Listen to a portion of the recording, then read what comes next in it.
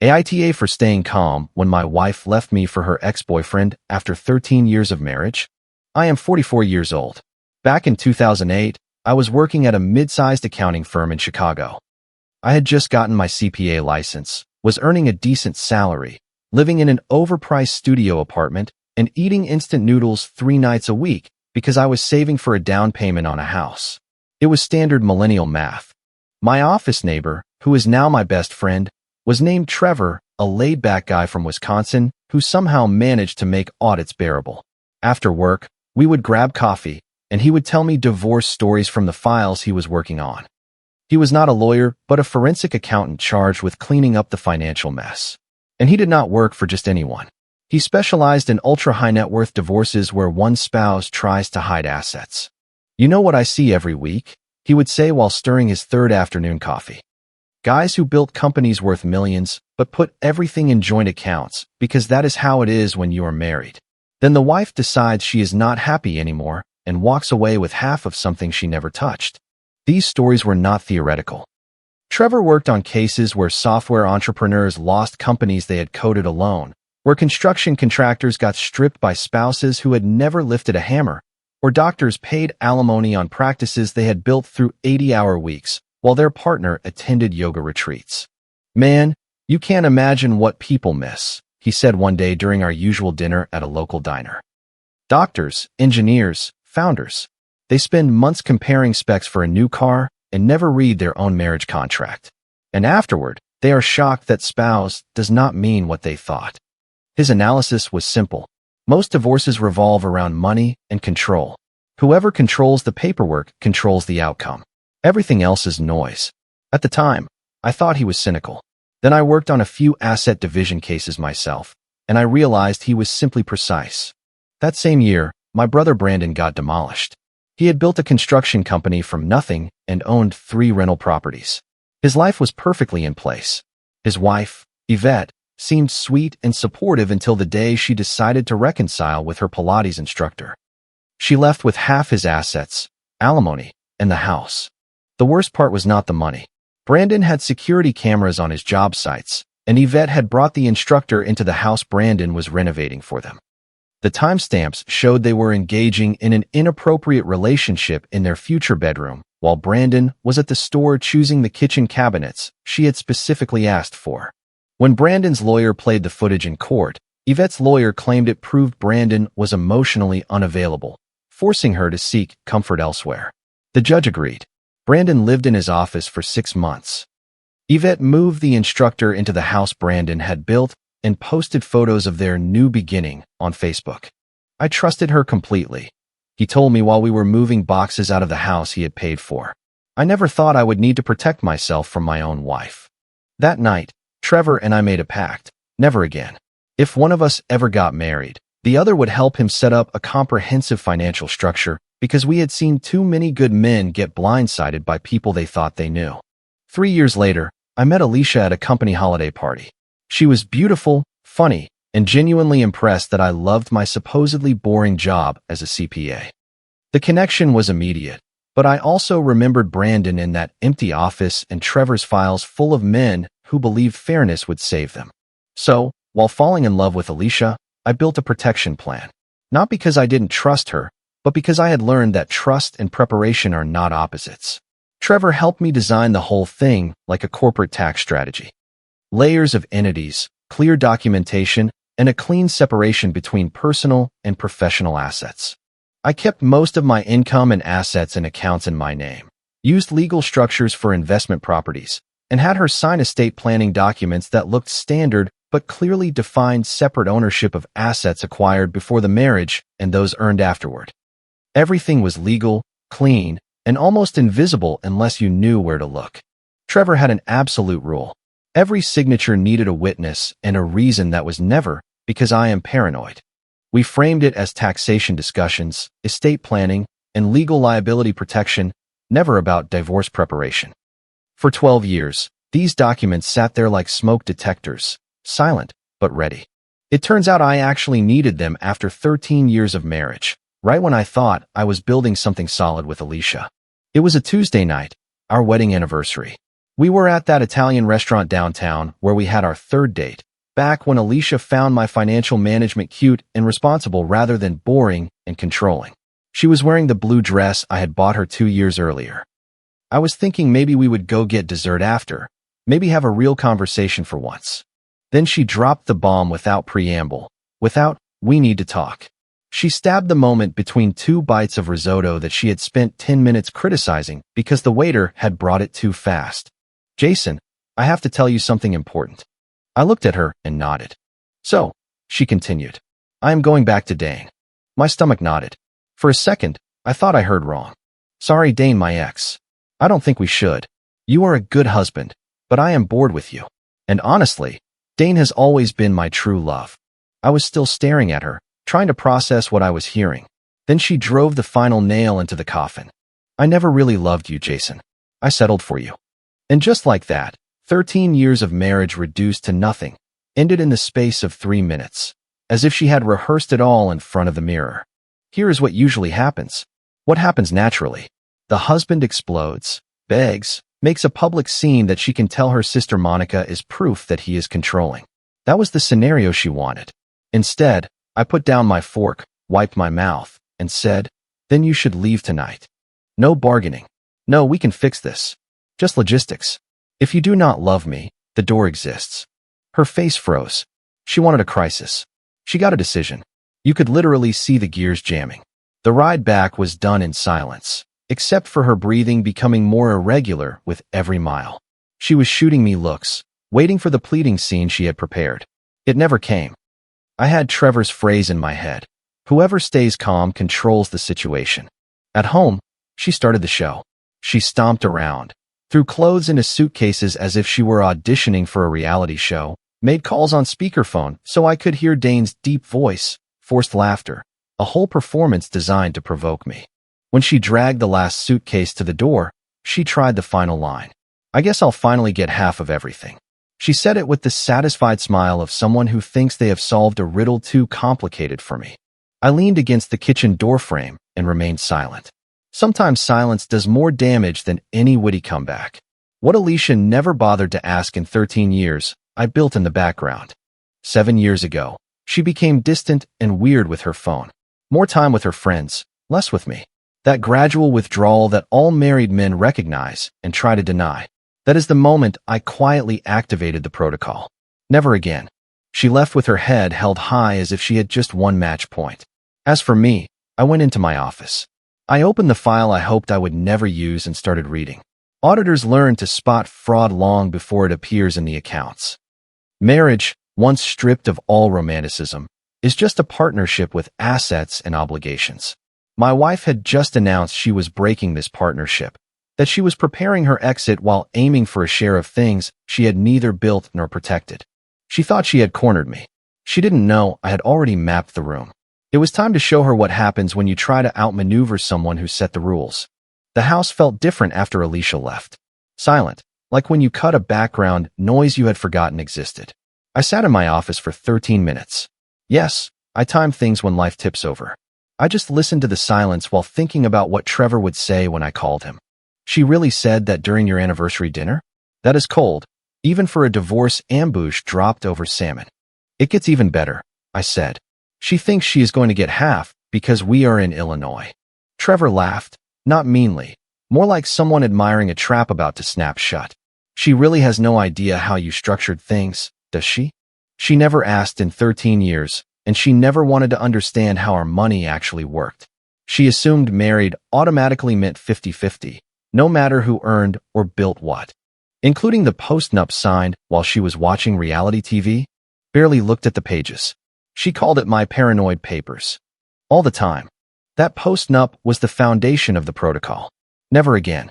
We put it in place 7 years ago during a mortgage refinancing, presented as simple asset protection paperwork. Protecting our investment against potential lawsuits, I had told her. She signed every page, half absorbed by the television, trusting her boring husband to keep it simple. Trevor had drafted the language like a corporate merger, technically flawless, legally ironclad, written in such a way that only people with a tax background would understand the implications. The key clause actually created a separation of assets for everything earned or acquired after the signature, which she did not perceive. The agreement stipulated that any income or asset acquired by either party remained separate unless explicitly combined in writing. Everything I built, saved, or invested remained in my name. House, car, investment accounts, mine.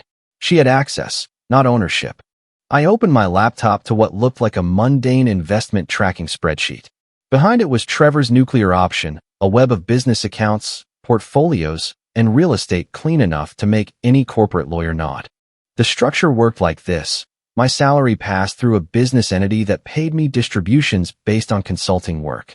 These distributions fed our household account, the one Alicia saw. Everything else stayed in business accounts she didn't know existed. Real estate went through limited liability companies, LLCs.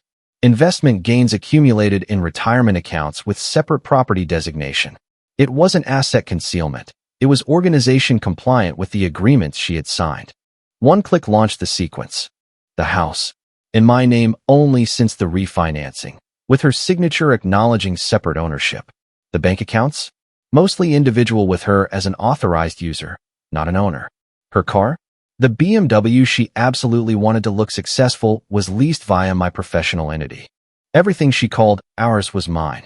The joint account she probably planned to empty the next day? It had $3 for monthly account fees. The real money was in accounts for which she had never seen a single statement. I pulled out the documents I had drafted years earlier. I added a line. Spouse voluntarily left the marital home with the declared intention of dissolving the marriage. Implementation of asset protection protocols in accordance with signed agreements. Signed, scanned, uploaded to the secure server, and sent to my lawyer's emergency inbox. The moment her car left the curb, she was already a former household member with no rights to separately held assets. She didn't know it yet. She was probably at Dane's, congratulating herself.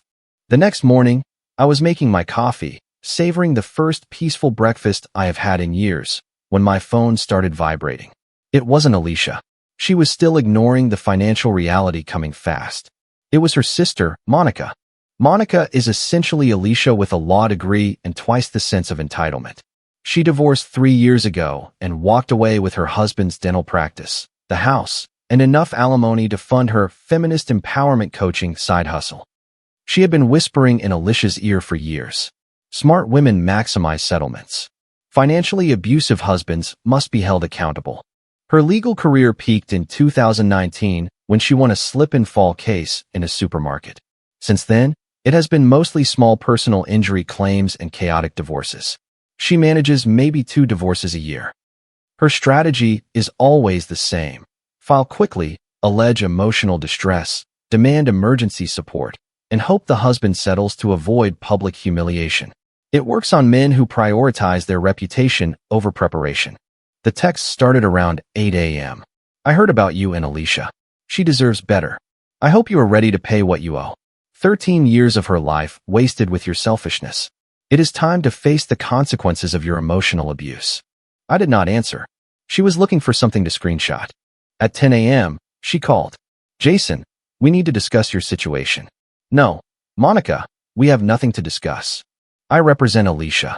Any attempt to hide or transfer marital assets will have serious legal consequences. We are talking about criminal prosecution. I almost laughed. Monica, you would do well to reread the post-nuptial contract before making threats you cannot back up. What post-nuptial contract? Bingo. Alicia had never told her about it. Probably because Alicia had never understood a word of it. The one your sister signed in 2018, filed with the county clerk. Public record. Easy to find for a freshly graduated lawyer. Long silence. You could almost hear her deciding if I was bluffing or if she just stepped into something very sticky. Any post-nuptial contract signed under duress or without adequate legal advice can be contested. Good luck proving duress on a document she signed while watching reality TV. There is a notary witness and a security camera timestamp showing she was joking about my ridiculous obsession with paperwork. Another longer silence. Okay, we will see. Alicia is staying at my place while we sort this out. Monica added, Jason, you chose the wrong family to provoke. In our family, women do not back down from bullies. Yes, we will see. 20 minutes later, Trevor called me laughing. Dude, Monica is representing Alicia. This is perfect. How is that perfect? She is still a lawyer. An incompetent lawyer who still thinks she is the smartest person in the room. She is going to make mistakes, cut corners, and try to intimidate you to rip a quick settlement out of you. Meanwhile, you have 7 years of documentation and a structure she has never seen. Do you think she is really going to file a complaint? She is going to file, but she is coming with a template divorce strategy against a corporate tax fight. She is not built for this. That afternoon, Monica made her first big mistake. She filed a temporary restraining order, TRO, claiming that I was hiding marital assets and preventing my client from accessing community resources necessary for her basic survival. The motion looked like a copy-paste of a domestic dispute template into which she simply injected financial vocabulary. She claimed I was isolating the victim through economic control and that I suddenly restricted access to marital funds. Without mentioning that Alicia left voluntarily, nor that she signed agreements defining separate assets. She filed all this without reading a single relevant document. She assumed standard joint ownership and assumed I was locking Alicia out of shared accounts. My lawyer, Samuel, called me that evening, amused. Jason, I saw Monica Calder's restraining order. She alleges asset concealment, but totally ignores the separate property documentation and the postnup. It looks like she doesn't even know they exist because she doesn't. Alicia never told her. Either it is a strategy, or it is incompetence. Since it is Monica, I vote for incompetence. He chuckled. This is going to cost them dearly. I am filing a response with everything. 7 years of separate property ledgers, the postnup, and social media posts showing premeditation. The judge will see she filed a motion without doing the slightest groundwork. And then, best case scenario for them. Order dismissed, and they regroup with real legal counsel. Worst case scenario, the judge sanctions Monica for wasting time and awards costs. The best aspect of Monica representing Alicia was that it guaranteed they would underestimate the situation and attack through emotion. Monica saw a banal case where the boring husband gets stripped by the liberated wife who found her strength. What she didn't see coming was 13 years of preparation by a guy who made understanding people like her a specialty and who knew exactly how to beat them. Wednesday morning, Alicia walked into our bank as if she had just won the jackpot. I wasn't there, but Harold, the branch manager, gave me the account later. Apparently, it was the most entertaining scene First National had seen in months. She arrived around 10 a.m. with Monica by her side, both dressed for court, not for an ordinary banking transaction. Alicia was in total power pose mode. New highlights, designer bag probably bought on credit. The whole costume of the independent woman taking back control, rehearsed in Monica's friend's bathroom. I need to access our joint savings and transfer funds to my new personal account, she said to the young clerk at the counter, sliding her ID like a VIP pass. The teller, Cody, a management student working there for 6 months, typed, stopped, typed again, and frowned at the screen. The poor guy surely thought the system was down. I am going to call my supervisor, he said, which in banking language means, this is above my pay grade. Harold arrived. He ushered them into his office and placed a file on the desk thicker than Monica's experience in divorce law. Mrs. Whitman, I need to show you certain documents you signed over the last few years. Inside were notarized forms, all signed by Alicia when she thought she was simply doing boring banking paperwork. First document, restructuring of accounts in 2018. Removal of co-ownership on main accounts. Maintenance of a simple right of access on a household expense account. Second, update of beneficiaries confirming she understood the difference between access and ownership. Third, the dagger blow. A client questionnaire from 2 years ago where she wrote, appreciate that husband handles all financial decisions. Do not want to deal with these boring things and trust him entirely. Harold told me she stared at her own signatures as if they had betrayed her. This must be fraud. I never agreed to this. But everything was there. Her handwriting, her signature, notarized, time-stamped. That is when Alicia exploded. You cannot just steal my money. I was his wife for 13 years. I cooked, I decorated. I gave him the best years of my life. Harold, still in professional mode, replied. His accounts were held individually. You had access rights granted by the owner. These rights were revoked in accordance with signed agreements. Monica's face turned red. This is financial abuse. We will contact the banking commission. You are free to do so, replied Harold. All documentation is compliant and available for review. Alicia switched to her usual repertoire. I was manipulated. She didn't understand.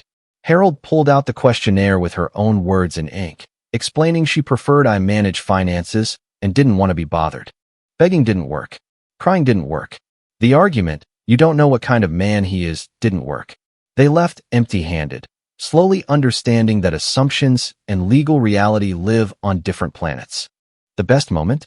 Walking out the door, Monica said to Alicia, "Don't worry, we will fight in court and get your money back." Harold, who heard it, said, "Ma'am, there is nothing to contest. Have a good day." Trevor called me that evening. My wife knows someone at the bank. They are calling it the Great Banking Crisis of 2024. Alicia thought marriage meant co-ownership of half of everything. And I say for 13 years, she never asked how our finances worked. She assumed marriage equals automatic 50-50, no matter who earned the money or who signed what. And Monica? She was going to learn the difference between personal injury settlements and complex financial structures.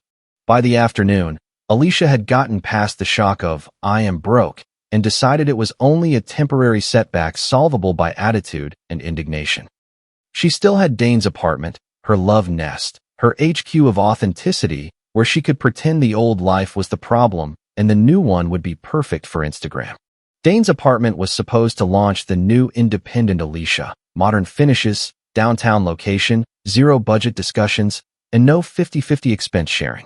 She posted all week about self-discovery and living her truth. She had probably planned the ride back as a rebirth and to write a blog about financial abuse, pivot to influencer status, finally open that boutique, and position herself for a survivor testimony tour. Then she saw the yellow paper taped to the door. Notice of lease termination. Unauthorized extended presence in violation of Article 12.3. Vacate the premises within 48 hours or face eviction proceedings. At first, it must have seemed like a mistake to her. Wrong door, bad timing. Then the fine print started to click into place. Dane's incredible deal came from his real estate guy. Well below market price, he boasted. I know people. What he didn't know, and what Alicia never bothered to learn, is that his real estate guy was a property manager I had worked with years earlier when I started buying rental properties via business entities. Real estate in Chicago works in small circles when you know forensic accountants who handle asset disputes. One of these properties ended up being integrated into a holding company I control. When Dane broke his lease by harboring a long-term guest, the manager called me out of courtesy. The paperwork followed. Trevor had helped me buy the building 2 years earlier via a shell company, not to trap Dane, but because it was a good investment in a gentrifying neighborhood. The fact that Dane became a tenant was a coincidence. The fact that he was soon harboring my ex-wife-to-be, that was karma. The manager later told me Dane opened the door in the middle of the day, soda in hand, wearing yesterday's t-shirt. Honey, what is it now? He was expecting some low-intensity drama he could brush off. Alicia shoved the notice under his nose. Did you know? Do you know who owns this building? Dane read it twice and went livid. Wait, your husband has a link to this building. She couldn't answer. Dane retreated to rummage through his lease, less to defend Alicia than to plan his own exit. Guys like him are excellent for soft-focus setups. They are lost as soon as a problem demands accountability or money. Alicia did what Alicia always does. She reframed reality as a conspiracy against her happiness. She banged on the door. Dane, come out. We have to fight this from the inside. Call your sister. This is legal stuff. Me? I don't do legal, Dane yelled back. You are just going to let him kick us out? You aren't going to fight for us. Silence. Then us? This is your divorce. I didn't sign up for this. Alicia exploded. She screamed in the hallway that everyone was abandoning her, that I was financially abusing her by stealing her housing. Neighbors came out. One filmed when she kicked the door and called Dane a coward and me a sociopath. The video landed on Nextdoor. Woman in full crisis in our building. Anyone know her? 6 hours later, 200 comments shared in 3 Facebook groups. Alicia became a local meme without knowing it. Then Monica called, furious. Jason, what you are doing is harassment and intimidation. We are filing for an emergency protection order. What harassment, Monica? The eviction notice? You cannot simply put someone out of their home. Dane's apartment is not Alicia's home. She is not on the lease. The lease forbids long-term guests without written permission. She has been staying there for weeks. Characterized violation. Dane is harboring an unauthorized occupant as a party with an ownership interest. I have the right to enforce the lease. Silence. She had just entered waters deeper than she wished. And if Alicia continues to harass tenants or disrupt the building, management will sue for trespassing. I am warning you. The next day, Alicia came to my house. She tried her key. It didn't work. I had changed the locks the day after she left. Legal, given the documentation and her voluntary departure. She pounded with her fists, hammered the doorbell, and screamed through the windows that I couldn't put her out of her house. I called the police. Officer Ramirez arrived.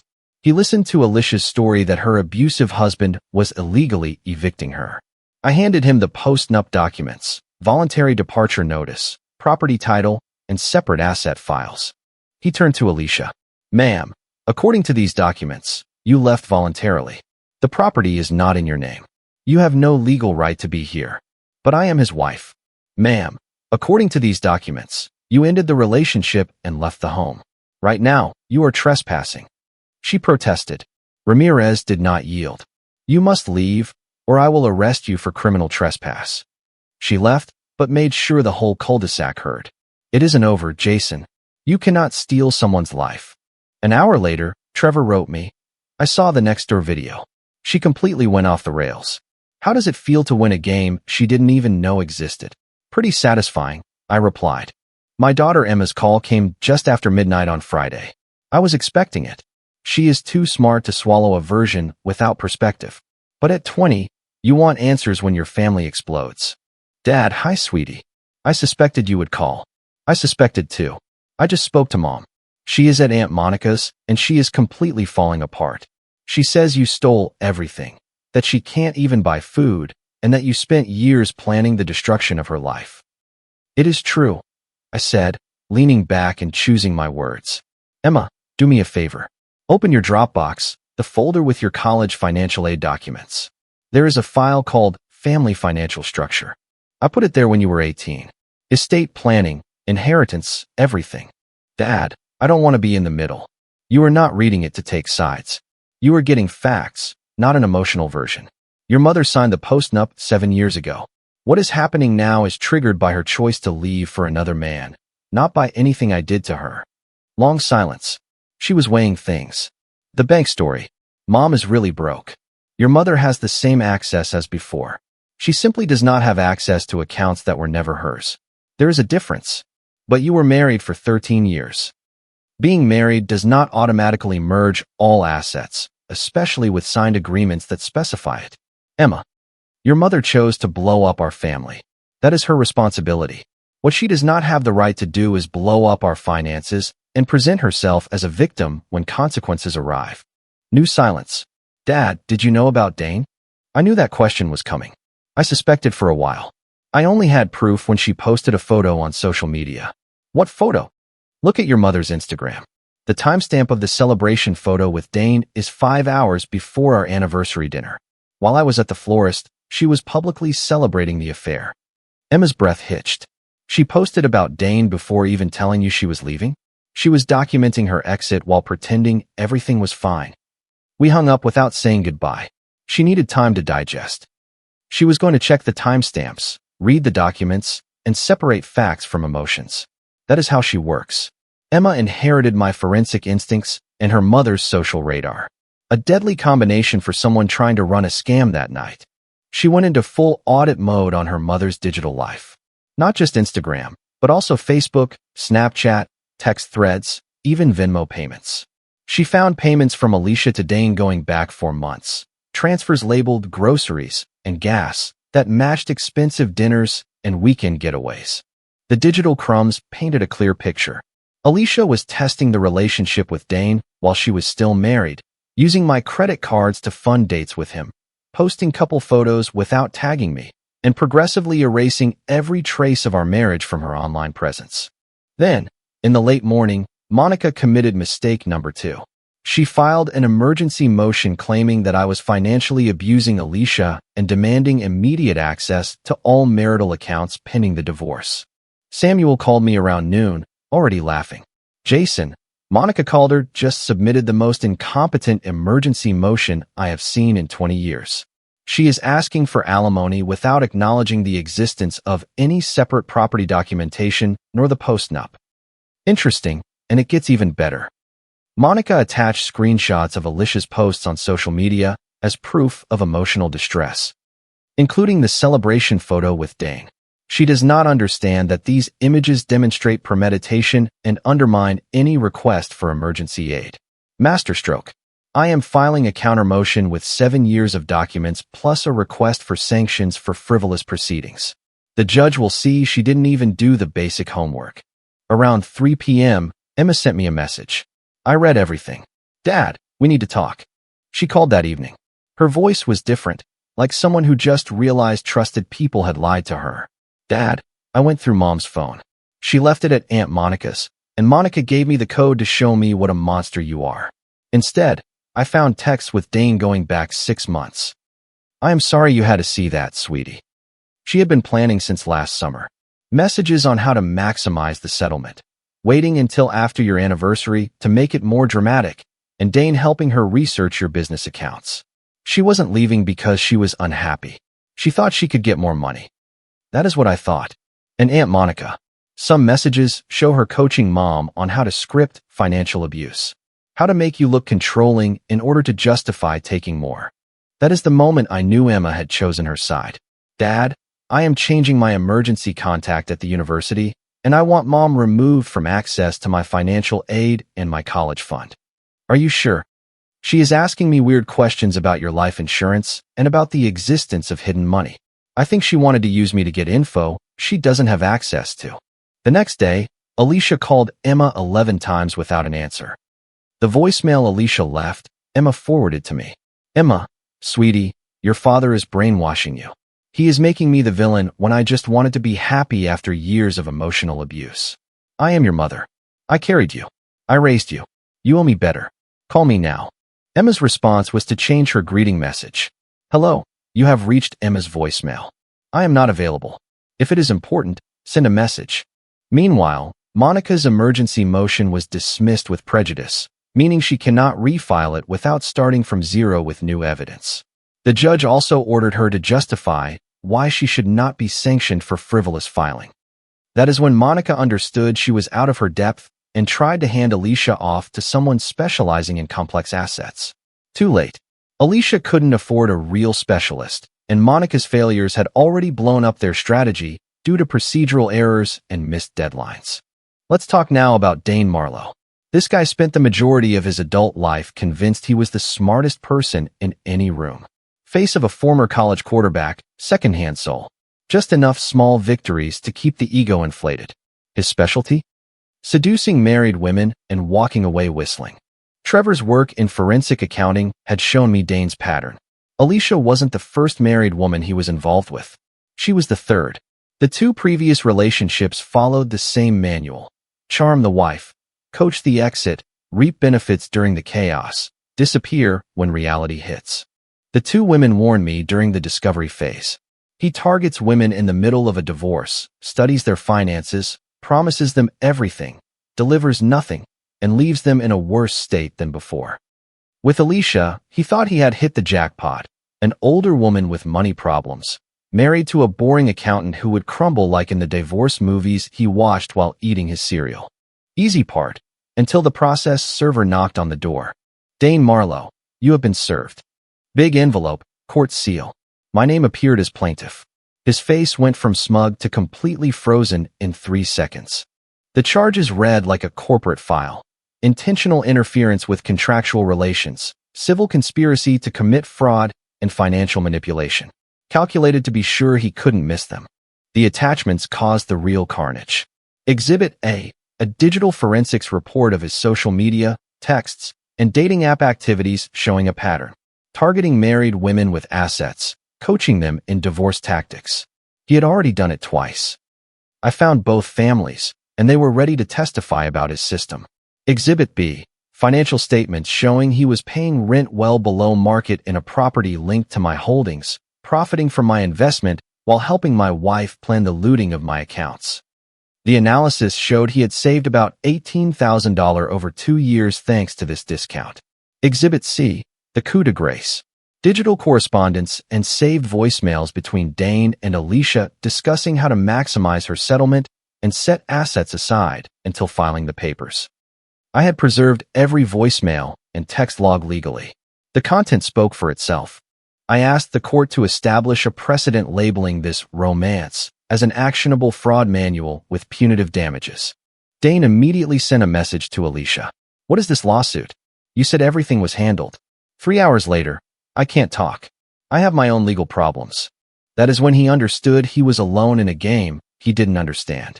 His lawyer, Gordon, older, sharp, white-collar specialist, translated the situation for him in terms even Dane could grasp. "Son, this wasn't just an affair. You set up a financial system, and the romance was the vector. This isn't family court. This is civil court. They are treating you like a con artist. Can't I just apologize, pay something? You can attempt a settlement. But if they want a precedent more than money, you are looking at a long public trial. It will follow you every time someone searches your name online. Worst case. Best case is mid-six figures plus fees. Confession of judgment. And you agree to stay away from married women. Worse. Trial. Judgment that ruins you. And 10 years of payments while employers read court decisions labeling you a professional homewrecker profiting from fraud." He finally understood. This wasn't accounting revenge.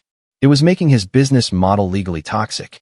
Meanwhile, Alicia was running out of options, money, and grip on reality.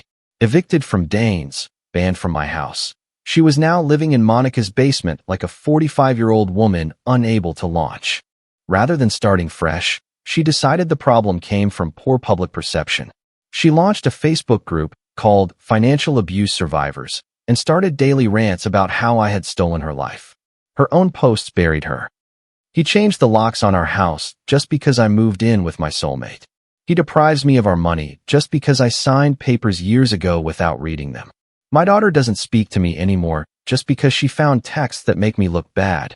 Each post received about 3 likes, Monica's divorced friends, and about 40 comments from strangers who recognized her. The favorite reply: "It isn't fair that he keeps everything just because he earned, protected, and planned it. Marriage is 50-50. Response: "Ma'am, this is a Wendy's." 200 likes. The Facebook group became a case study in self-sabotage. Every post provided new evidence to my legal team. Confessions she had never read the documents. Confirmations she left voluntarily. Proof she saw marriage as an allowance program rather than a partnership. Then came her last request for a meeting, without a lawyer, without Monica. Just her showing up at my office and demanding security call me to come down. I almost said no, but we finally met in the lobby. She looked like she had aged 10 years, like someone whose fairy tale crashed and still can't see how she became the villain of her own story. "Jason, we need to fix this." There is nothing to fix. I made mistakes, but destroying my life won't bring back our marriage. I didn't destroy your life. You chose fraud over an honest divorce. She switched tactics. And Emma, don't you want her to have a relationship with her mother? Emma is an adult. She will have the relationship you deserve. You broke that bond the same way you broke everything else, by putting yourself first. The mask fell. You think you are so smart. You think you won. I will make you pay. I will tell everyone what you are. You already did, Alicia. There are videos of you screaming in hallways. There are your posts. You told everything, and people believed you, just not in the way you wanted. She headed for the door, screaming so the whole lobby could hear. You are going to regret this. You don't throw away 13 years as if it meant nothing. I replied at the same volume. You are the one who threw away 13 years. I simply refused to pay for the privilege. 6 months later, Dane settled the case for $275,000 plus my legal fees, and he signed an agreement banning him from contacting married women via apps or social media, with penalties for violation. Alicia is still in Monica's basement, working part-time at a real estate agency, posting quotes about new beginnings and survival, facing a narcissistic husband for an audience that follows her mostly out of morbid curiosity. Monica's firm is under investigation by the Bar Association for repeated procedural errors and client complaints. Filing motions dismissed with prejudice tends to leave marks. Emma is a junior at Northwestern. She calls me twice a week and hasn't spoken to her mother since she read her messages. Last month, she told me she wanted to specialize in asset protection. People need to learn that actions have consequences. As for me, same house, same car, same carefully structured portfolio. Every Friday, Trevor comes over for coffee to watch a new Express episode of the Alicia Chronicles. Screenshots of her latest posts that Emma forwards to us because they are too incredible to ignore. Last week's gem: I still can't believe my ex prefers to be alone rather than share with someone who loved him unconditionally. Most liked reply: conditional love based on access to assets is not unconditional. 400 likes. Sometimes the best revenge consists simply of building a life so solid that anyone who attempts to attack it ends up destroying themselves. Comment: I often think about how true peace is not just about silence, but about the security of knowing you built your life on a solid foundation. Protecting yourself is never an act of fear, but a necessary form of self-respect that allows you to love others without losing yourself. When life throws chaos your way, remember that your greatest power lies in your ability to remain calm and composed. You never need to shout to prove your worth or lower your standards to match someone else's instability. Trust is a beautiful thing, yet it must always go hand in hand with wisdom and clear boundaries.